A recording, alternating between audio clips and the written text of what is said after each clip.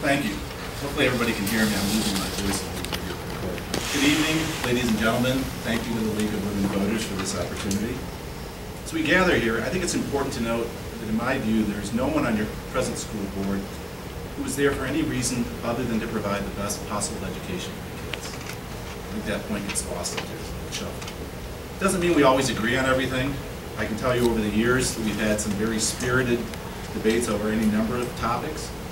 What's important is at the end of the day, we come together in the interest of the kids and the community. It's important to be a good listener. It's also important to be willing to make the tough decisions, whether they're popular or not. Just as an example, when a popular company, Fisher-Price, a few years back was unwilling to work with us on an acreage needed to make Parkdale safe for the plans over there, there are many in the community that questioned whether we should proceed.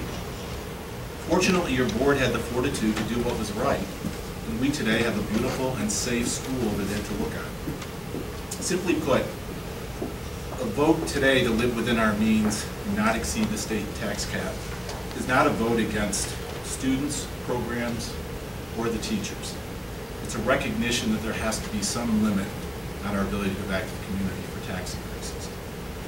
It's a recognition of the trust between the school district and the taxpayers of our community who have always been there when called upon. Doing so with the understanding that we will never abuse that trust. I have no doubt we will continue to provide a high-quality education and strive to work with the unions for concessions so that high-quality education can be maintained. And with that, I just want to say I welcome this opportunity for this debate and thank you for the opportunity tonight. Thank you very much, Mr. Holden. Mr. Horton. Thank you. I'd just like to start off with a little background. I grew up in East Aurora. I graduated from East Aurora High School in 1979, which was at that time, and I think still is, the largest graduating class in the history of the high school. I have two boys that are currently in high school, a sophomore and a senior. And as Dennis pointed out, I don't think there's anybody on the school board or anybody here tonight as candidates that doesn't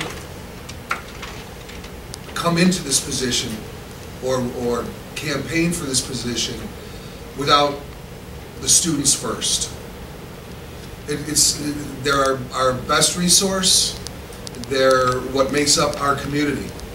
Parents know other parents because of their kids. And to be a student first, you also have to be pro-teacher. And I don't mean pro-teacher in the fact of negotiations and contracts, but giving the teacher the administrative resources that they need to work their job and their passion. My primary platform is involving the community more. Getting more people involved and having the board a little more open to suggestions from the community and thinking out of the box, using corporate resources and other organizations to the fullest capacity to alleviate some of the budget problems, probably not much, but trying to bring up more of a awareness with the board and the community and involving the businesses with the school, which will improve the lives of the students as well as the community itself. Thank you. Thank you, Mr. Horton. Ms. Daniels. Thank you. I'd like to thank everyone for being here this evening. Just by way of background, my husband John and I moved to East Aurora approximately 12 years ago. We have 3 daughters in the East Aurora school system, a 10th grader, an 8th grader, and a 5th grader, and they are involved in a number of activities here in East Aurora. I have been a lifelong resident of Western New York. I graduated from the University of Rochester. I obtained my law degree from Case Western Reserve School of Law. I practiced law for approximately 20 years and recently decided to take some time away from the law to spend more time with my family and to devote some more time to community service. I've been involved in community service throughout my adult life. I served on the board of directors for the Ronald McDonald House for 6 years. Currently I'm involved with the Memorial Day tennis tournament board. I also am a deacon at First Presbyterian Church. I feel community services are very important. The reason I'm running for the school board is I'm committed to seeing our district continue to strive for excellence in all facets of the educational experience. I think that our children need to have an environment where they are exposed to all different type of experiences, not just academic, but athletics, the arts, and extracurricular activities. We need to have our children reach their full potential so that they can be prepared to go out into this ever-changing world and succeed. I think in this very difficult fiscal time, we as a community must work together with the board, with the teachers, and with the administration to come to some type of solution that would achieve our goal of academic excellence in conjunction with a balanced fiscal budget and fiscal responsibility. I believe with my legal background, oh, sorry. I didn't see it, sorry. Thank you very much. Very much hope. Thank you. I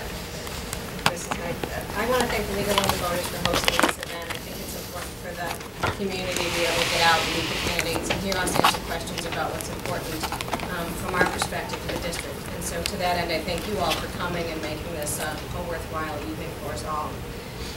It has been an honor, truly an honor to serve the district as a school board member for the past 6 years. I do consider it one of the most important things that I do, save being a parent and a spouse, but I really do think it is an important public service that I'm pleased to see so many more people stepping up to do. I approach school board service very thoughtfully. I spend a tremendous amount of time researching and